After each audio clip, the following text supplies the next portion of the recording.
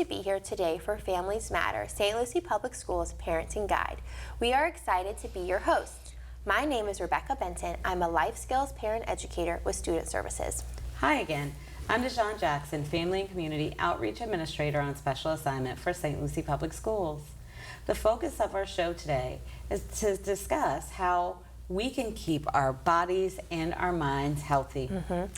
The purpose of Families Matter, St. Lucie Public Schools Parenting Guide is to give parents and families information about the resources found within our local community. The resources shared could be in the form of people connected to St. Lucie Public Schools, like school counselors, district support personnel, or educators on your child's campus. Or the resources could be found on our St. Lucie Public School website. And it could be in the form of local community agencies that help your child achieve success.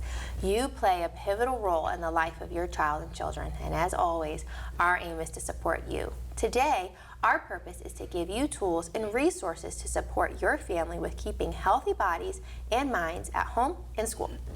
We have a wonderful guest with us here today. Please welcome Student Services Program Specialist Stacy Kaysen.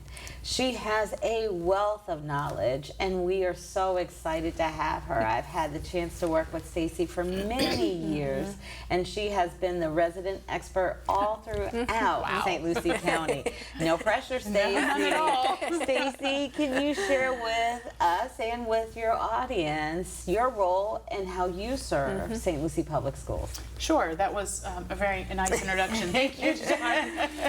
I am a social worker by profession. I've been with the district for quite a few years now. I worked as a school social worker for about 13 years before switching into my current role as a program specialist in student services, where I've been about 10 years now. And in that role, I serve as our team leader for our school social workers, and then a host of other interesting job duties. I serve as the foster care liaison for the district, so I really work a lot with our Department of Children and Families and our child welfare agencies that we partner with to make sure that our kids who are in the foster care system have a good transition, if you will, and a good school experience. I also work a lot with our mental health team and helping to make sure that we have the right supports in place for our staff members and for our students, of course. And then I partner a lot with our community agencies, with our Department of Juvenile Justice, with obviously the Department of Children and Families, but some other various committees that I sit on throughout the community to really make sure that we're partnering and bringing in resources that we need for our students in the school district. And I know that you work closely. You are the attendance guru. Oh, yes, she So is. when schools are looking for making sure kids are in class and getting the quality education in each and every classroom, if students are out, we're calling you, hey Stacy, you know, we need this, or what do you think about this? And you communicate that so well. Yeah, and you do it with kindness and grace, which is very Thank you. Yeah, wonderful. that is one of my other job duties in my district. One of the other hats is that kind of the attendance go-to person, if you will, for policies and procedures for our students for attendance for the district. Yes. Yeah. Wonderful. Well, so let's dive right in. How does having a healthy body and a healthy mind affect school performance? Well, if we don't have kids functioning at their best, it's going to be hard for them to do well in school, right? Right. So we want to do everything we can to encourage our kids to make good decisions, good choices, both for their physical health and their emotional health. We want them to feel good about coming to school, and those things can't happen as easily unless we're helping them learn some of the strategies that they need to do, and then partnering with parents to give parents resources so that they know how to help their students as well. We really have a big focus on prevention in the school district, working with our students to teach them different topics, different pieces of information, new pro-social skills, if you will, to give them those tools that they need to be able to make good choices so they can come to school fully prepared, ready to work. They can't do well in school if those things aren't lined up, both academically but also with attendance, like you mentioned. Simply coming to school can be a real struggle for some of our kids who are having issues with feeling well. or with being involved in activities that maybe aren't the best choices. Absolutely. We know that you do a lot of work with community resources, and at our schools we have community resources. absolutely. Rebecca, can you share with us a little bit about the pantries Oh, that are yes, happening? I would love to. I've partnered with a lot of the social workers at schools to open up pantries, food and hygiene pantries with Treasure Coast Food Bank, and it's just another great resource to bring, making sure that students have all that they need when they come to school. So if we get free breakfast, every school in St. Lucie Public Schools gets a free breakfast, but if they're needing a little bit more support in those areas of just like basic needs, they know that they can go to a safe person at school, like a school social worker or a school counselor, and get those basic needs. And so, yeah, school social workers they really are the backbone of the school. And I work with a lot of social workers with attendance teams, just making sure that our students are feeling welcomed when they come to school, and they're like feeling engaged and ready and being their best when they're at school. Yes, and so certain schools like Dan McCarty Yeah, Dan McCarty, St. Lucie Elementary, Lawnwood, Village Green, Sam Gaines, the list goes on and on. We know that CA so Moore. CA Moore just recently, during service projects, had Teresa's Closet, which is a closet that is housed right on campus, where laundered clothes are available for kids during that cold time when kids are looking for socks or something like that. They don't have to worry. They can go to their safe space at a school and get the things they need in order to be successful in school. And so the social worker plays a pivotal role in each school.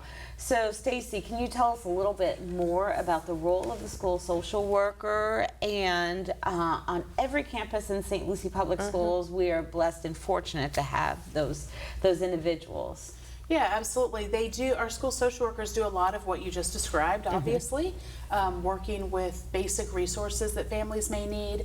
It's been really nice, the explosion of if you will, of the food pantries and clothing closets and things that have happened at the schools, really just in the past 3 to 4 years, I guess, that really has taken root in a lot of places. So our social workers, there's our team, there's somebody assigned to every school for support.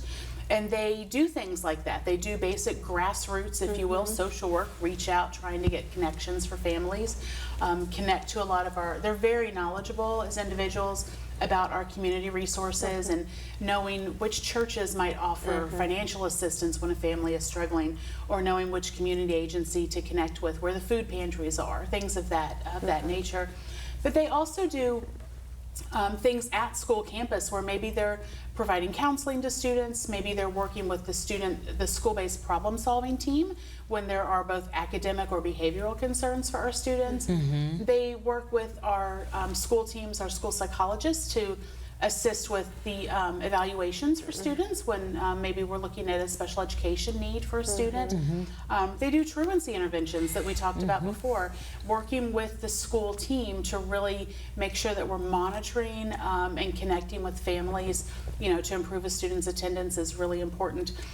The way I like to describe it is they're really a liaison, if you will, between the school and the home. There's a lot of things that happen at school that sometimes are a mystery for families, I think. And being able to break that down to maybe, through no fault of their own, somebody may have used a lot of abbreviations or school talk, right, in a conversation. It happens. And a parent just doesn't understand what that meant. And maybe we can help to decipher that a little bit. So a lot of those types of activities are what our social workers are doing. The role has really expanded in recent years. We've been able, with additional funding, to hire new staff, which has been a great benefit to be able to expand the role and do more individual services in the school setting as well. Yes. Yeah, they're so needed, so needed.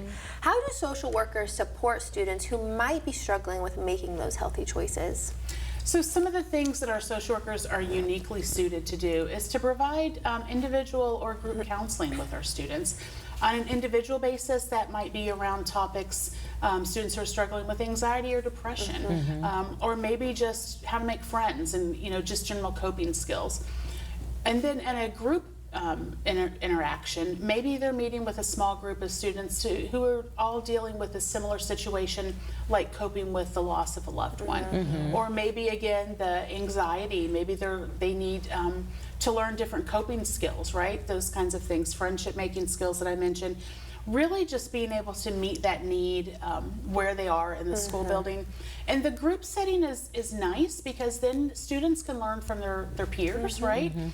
They can learn new ideas rather than just from the adult who's talking to them, but they can connect with one another, and it gives kids the opportunity to see that they're not the only one who are That's so struggling with a particular problem. And that's really important for kids to know that there are others who are like them, who are struggling, and they can build each other up that way. It's so needed, yes. So the district provides a life skills curriculum that now has lessons for K through 12, focusing on 4 core pillars: personal responsibility, responsible decision making, mentorship and citizenship, and critical thinking skills.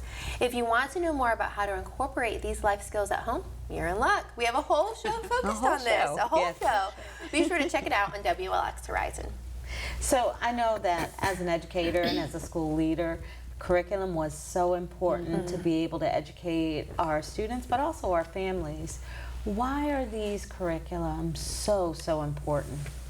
So we know some things from research, one of which is that teens who are using alcohol and drugs really are not at their best to be able to build relationships and find their own identity and to prepare for their future. Substance use itself can affect memory and learning. And there was a study in 2023 from the National Survey on Drug Use and Health that said that about 33% of individuals from age 12 to 20 have tried alcohol at least once in their lifetime. So we know that the need is there. We know that kids are being exposed, that they're diving into some of those activities that maybe as adults we would prefer they not to do. And so those types of things let us know that we need to help. We need to be able to give intervention. We need to prevention is really where we get the biggest bang for our buck, if you will, to teach kids how to make good choices and educate them about some of the bad things that can happen when they're engaging in those risky behaviors. Sure. So can you tell us more about the specific programs and resources focusing on substance abuse prevention? Of course, we have quite a few things that are going on in our school district, fortunately. We've partnered with some community agencies to give us some resources and some staff members to help. One of the biggest things I think we've done for a very long time is a curriculum for our 5th graders. It's known as known as Too Good for Drugs. It's a great curriculum that is really focused on teaching healthy behaviors like problem solving and making good decisions and making friends. But there also is a component in there about educating our kids about some of the dangers regarding using substances and alcohol as well. And that program is provided to our students in our school district free of charge by partnership that we have with New Horizons. And they have been doing this program for us for a number of years. And they also can do some other prevention program curriculums within our schools that they have been approved to do. Then we have a partnership with an agency called DATA, and DATA is in 15 of our schools in our district, all of our traditional middle schools, all of our high schools, and some of our K-8s as well. And they're doing prevention services and intervention, particularly at the high schools. They focus on, their prevention program does on classroom-based instruction, and then some small groups, and then intervention services as well. And again, the services that are provided by DATA are done so free of charge. DATA has a grant that they provide these services not only to our school district but to others in the area. So really great partnership we've had with them for a long time. So wonderful. Yeah. We have the Mental Health Collaborative, a partnership with some of our community-based mental health agencies that we can refer students to outside assistance if they need that. We've had that in place for a number of years. There are some district-created resources that we have really worked on to be able to support our students. And then just, there's a lot of things that we're required to teach by state requirement through our PE, our physical education classes.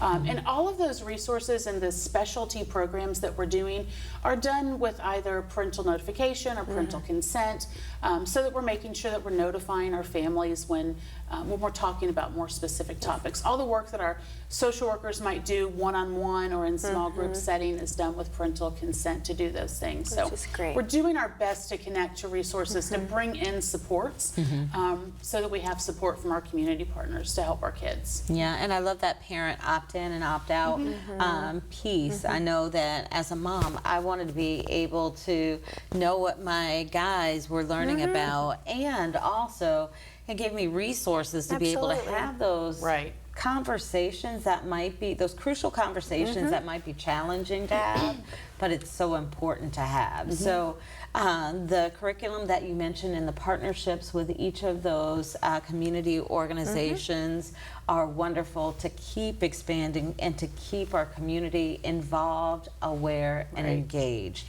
So important. Absolutely. If you are interested about more resources with mental health, be sure to check out our mental health episode on our Families Matter section, found on the Parent tab. Making healthy choices fosters a healthy body and a healthy mind. These healthy choices align with our student code of conduct and affect decisions both in and out of school. We talked a lot about district resources for students. In addition to making sure our students are educated, what professional learning experiences are offered to our educators within St. Lucie Public Schools? Sure. One of the biggest initiatives that we have as a school district is a program called Youth Mental Health First Aid. And it's actually a requirement for all educators in the state of Florida to take this course. It is a program that we've been teaching here in our district for about 10 years now. I'm a trainer for that program, and I've really enjoyed that opportunity to connect and meet with a lot of teachers, other employees across the district that maybe I would never have had any communication with otherwise. But that program is really designed, it's designed for adults working with youth to teach them signs and symptoms of what might be a developing mental health crisis, to help them look at what is typical adolescent development and what maybe are the red flags I need to watch out for. And then once we learn that, we talk about how we can intervene and support them, how we can listen non-judgmentally, how we can offer resources, and how we can make connections to the individuals who are the professionals in our community that we know about.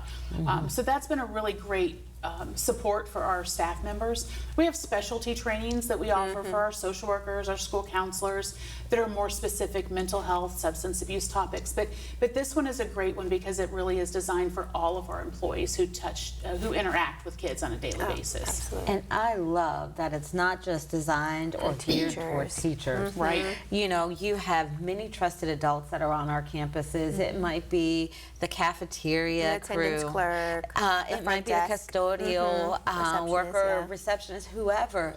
Everyone who has an interaction with a child is offered the opportunity to learn more, because a person who might be in the cafeteria might notice that a child is pushing away his tray, and that doesn't happen typically on a pizza day. Of course, right. Yeah, not on pizza No. day. No, Or not pizza day. No.